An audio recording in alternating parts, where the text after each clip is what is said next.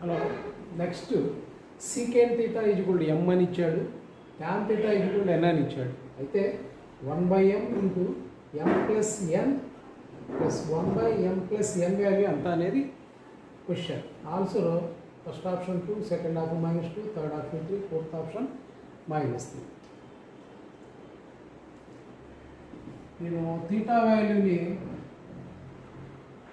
0 తీసుకున్నాను అనుకోండి, సీకెంట్ 0, అప్పుడు m ఈజ్వల్ ఎంత అవుతుందండి? 1.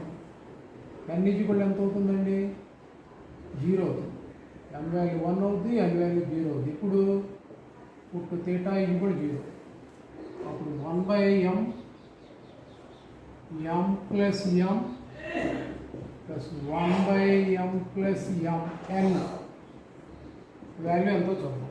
1/m, m అంటే ఎంత అండి? 1, m అంటే 1, n వాల్యూ ఎంత అయిందండి? 0. ఇప్పుడు టేకింగ్ థీటా ఈజ్వల్ 0 అయితే 1/1 ప్లస్ 0, 1/1 అంటే 1, 1 plus 1, so 2 into 1, 2 is the answer.